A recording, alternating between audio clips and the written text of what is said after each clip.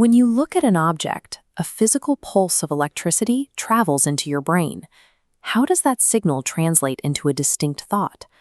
Early researchers trying to answer this question often searched for individual neurons responsible for specific concepts. This led to the grandmother cell hypothesis, the idea that somewhere in your brain there is a single cell exclusively dedicated to recognizing your grandmother and another dedicated to your car. It is an intuitive way to map a system. If every object, memory, or concept has its own dedicated cellular container, you can neatly categorize the brain as a massive one-to-one filing cabinet. But a one-to-one mapping system quickly collapses under real-world constraints. Assigning a separate individual neuron to every single object, face, and abstract concept an organism might ever encounter is mathematically and metabolically impossible. You would simply run out of cells. Modern neuroscience has demonstrated that this highly localized model of cognition is incomplete. While some neurons show strong selectivity for particular stimuli, most cognitive representations cannot be attributed to single neurons acting in isolation.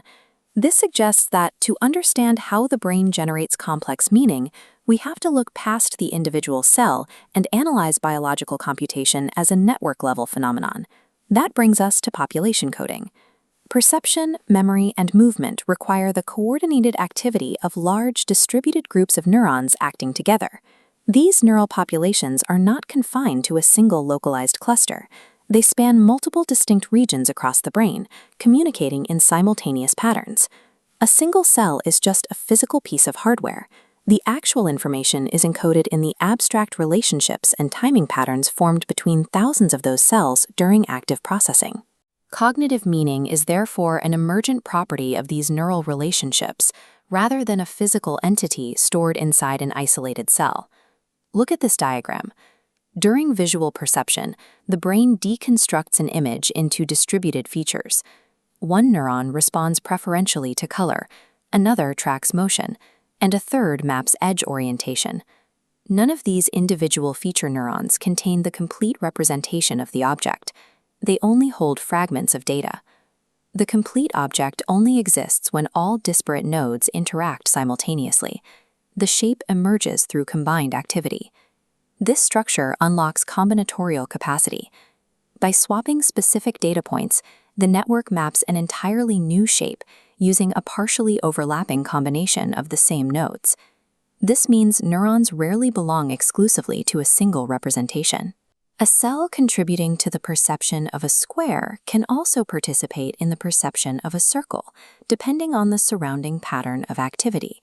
Compare this to the isolated one-to-one model. Instead of assigning a unique cell to every shape, the nervous system achieves massive scale by continuously reusing its hardware. By overlapping and recombining these neural populations, a finite number of biological cells generates a near-infinite array of possible cognitive representations. If cognitive representations require large populations of neurons acting together, activating all of them simultaneously would cause a catastrophic metabolic overload. The solution to this metabolic constraint is a principle known as sparse coding. Sparse coding ensures that only a relatively small proportion of available neurons are active at any given moment. This targeted activation drastically reduces the energy requirements of the brain, while simultaneously increasing the overall efficiency with which information is encoded. Restricting the number of active cells also keeps the signals clean.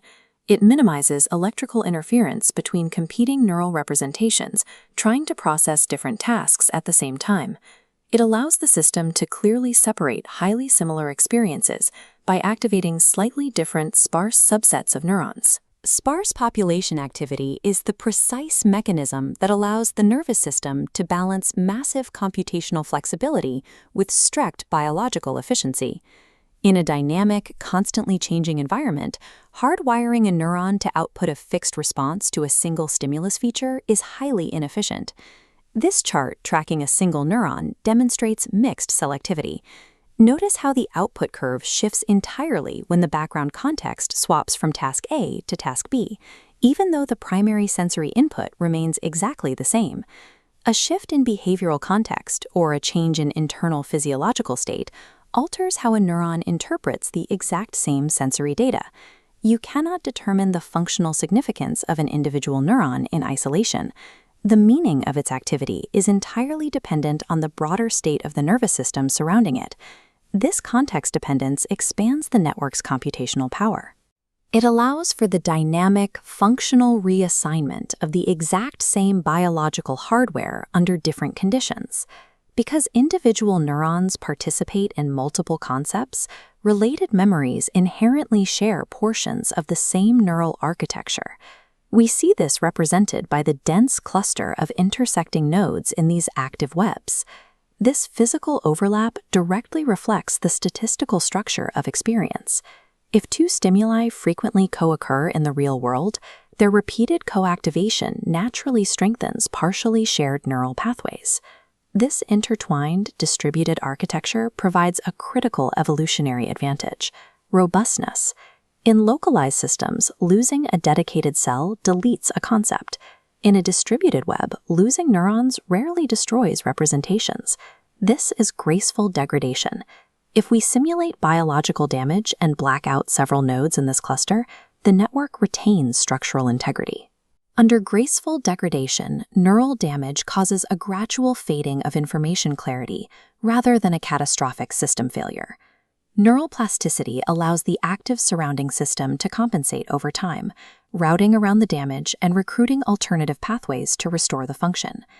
The very mechanisms that create cognitive meaning, distribution and network overlap, are the exact same mechanisms that guarantee the system's survival against physical damage. When we pull back and view the fully operational brain, we see all of these mechanics, sparsity, mixed selectivity, and overlap, operating simultaneously. A neural representation is not a fixed physical object locked in a specific quadrant of space. It is a dynamic, continuously shifting organization. The exact same cognitive state can be realized through slightly different patterns of firing, constantly adjusting based on immediate context, attention, and recent experience. Over time, what remains stable is the structured relationship among the overlapping populations, not the precise identity of every individual firing cell. Meaning in the nervous system is a purely emergent property of these dynamic population structures.